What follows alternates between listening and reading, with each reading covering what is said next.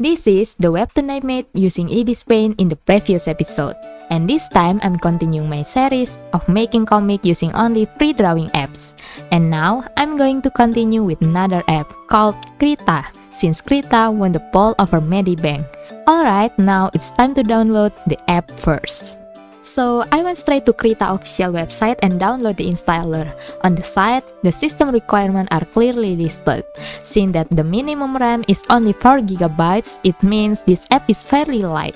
After that, I just run the installer and the app was ready to use. Before getting started, I want to clarify that I'm continuing the project I made in Ibis Paint earlier. So, I export the file from Ibis Paint as a PSD file first. With that, I could continue opening it in Krita. Now, let's open Krita. Here, if you want to check the manual or tutorial first, they are already available in the corner. Since I'm continuing my previous project, I will just click the open file and open the PSD file from Ibis Paint. At the beginning, I immediately check what is available in the interface. I look at where the layer tab, brushes, color wheel, and other panel are. Then, the next step was opening Krita setting. The first thing I look up for, of course, the pen pressure setting and the keyboard shortcut. In Krita, keyboard shortcut can be customized to suit the user preferences. Because of that, I first try to match some of the shortcut I usually use in my main drawing app. After that, I check the pen pressure setting in Krita and adjust them a bit to match the setting I use in my other app. Next, I try changing the workspace layout to make it more similar to the app I usually use, and it turned out you actually can. That is an instant plus point for this app. You can even change the theme to light or dark depending on your preferences. You can even change the cursor icon. I adjust it first because I was having trouble seeing my own cursor. After that, I started testing the brushes to find which one I would use for the line art. I also checked whether Krita has my favorite tool, and it turned out it does. Krita also has a lasso fill tool, which definitely make me feel more confident about coloring later. Next, I import the comic background that I had already rendered in SketchUp. Then, to keep the process consistent with the previous app, I started drawing the storyboard in Krita. I also used this stage to get more familiar with the brush sensitivity in Krita. It felt much more slippery, but I think that's because I hadn't found where the stabilizer setting yet. Unlike the previous app I tried, Krita doesn't have any usage time limit. Because of that, this time I could work more calmly and really enjoy the drawing process without feeling rushed. After that, I start tweaking the stabilizer setting. It turned out these are located in the tool option tab. You can enable the stabilizer there and adjust it however you like until the brush feels more comfortable to use. Actually, I wanted to try Krita vector layer feature, but when I created new vector layer, it turned out that not all brushes can be used on it. So in the end, I decided to just use a normal layer instead. Even though the downside is that if I transform it later, the pixel will change and it can start to look more blurry. Honestly guys, any drawing app can be used to make a comic. It really just depends on how clever the artist at using different techniques to achieve the result they want in their comic. It doesn't really matter whether the app is paid or free, or how many features it has, because in the end, all you really need to make a comic is a story and drawing. You only need to being able to tell a story and being able to draw. Now, I focus on finishing the line art stage of my comic. To keep it consistent with the previous part, I only work on 2 panels, which also happen to be pretty simple. Just a close-up side view and a close-up of character tying their shoes. For the lower panel, I didn't even need to draw the character face. Since the lower panel show the character tying their shoelace, I tried using the outline side feature in Krita. This feature is similar to borderline effect in Clip Studio, so when drawing the shoelace, I first choose white color and draw the shape. After the shape was done, I just went to the layer style and enabled the feature. You can also adjust the outline thickness and opacity. After that, the last step was just finishing the detail of the shoelace, and the lower panel is done. Once the line art is done, the next stage is coloring. In Krita, there is a tool called Enclose and Fill tool. Is it similar with the close and fill tool I use in the other app? Let's try it. After tweaking the setting a bit so the tool works properly, I just need to select the area I want, and there it is. The base color was filled instantly. It seems like this kind of feature is starting to be adopted in more and more drawing apps. So now you don't really need to bother manually making super clean selection just to apply the base color anymore. Since I could work more relaxed this time and Krita's features are quite similar to the app I usually use, I decide to use my usual workflow. I separate the skin, clothes, and hair to their own folder and all clip to the character base color layer. I just applied the base color to each element by color picking from the character sheet I had already made.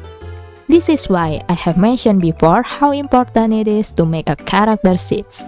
When you have a dedicated file with your character color palette, switching between drawing apps won't be a problem at all, because all you need to do is just color pick from it. After that, I move on to the shading stage. Here, of course, I use the lasso fill tool, which has become my favorite tool for shading when making a comic. So honestly, my main tool for making a comic are pretty simple.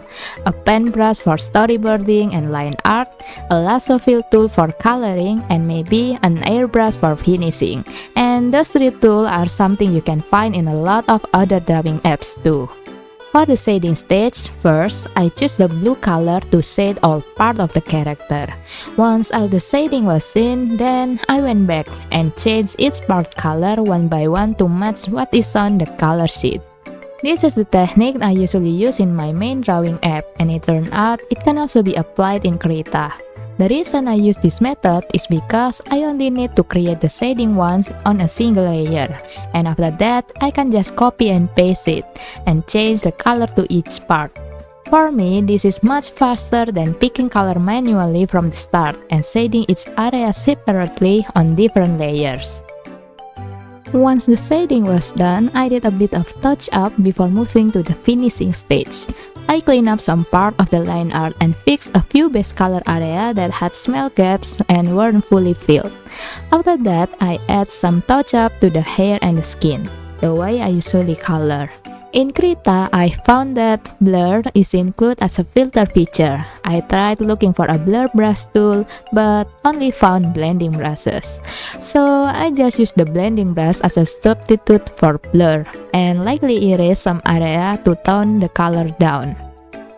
After finish the shading, I move on to the background finishing stage.